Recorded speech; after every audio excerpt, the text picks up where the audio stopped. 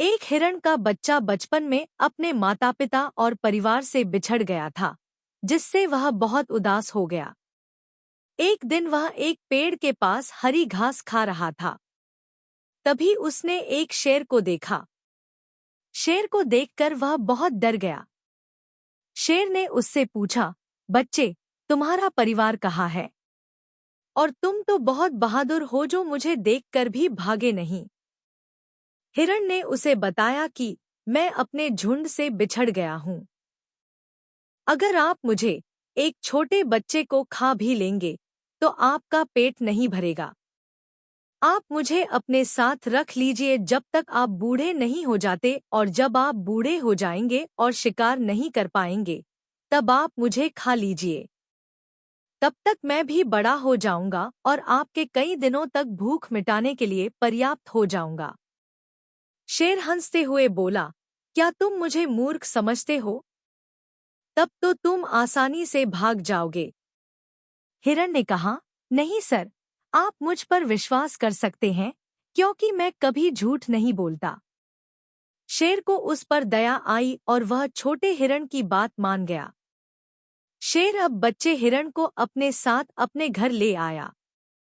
अपने खाने के साथ साथ वह हिरण के खाने के लिए भी घास का इंतजाम करता था। हिरण भी बड़ा हो गया और उसने शेर की सेवा की।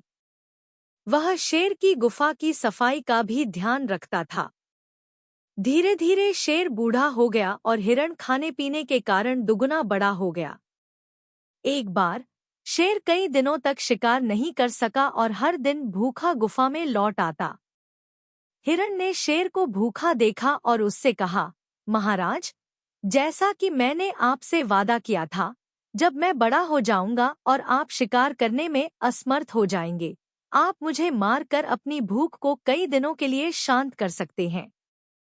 आज वह समय आ गया है। आप मेरी हत्या कर अपनी भूख को शांत करें। यह सुनकर शेर भावुक हो गया और कहा, तुम इतने सालों से मेरी गुफा में रह रहे हो। अपने बेटे तक का सहयोग नहीं मिलता जैसा तुमने मेरा साथ दिया है। तुम मेरे बेटे की तरह हो, और क्या कोई पिता कभी अपने बच्चों को चोट पहुंचाता है? अब हर दिन हिरण शेर के लिए अन्य जानवरों के बचे हुए मांस को लाता ताकि वह जीवित रह सके और दोनों खुशी खुशी साथ रहने लगे। इस कहानी से हमें यह सीख मिलती है कि सत्य और ईमानदारी का फल अवश्य मिलता है।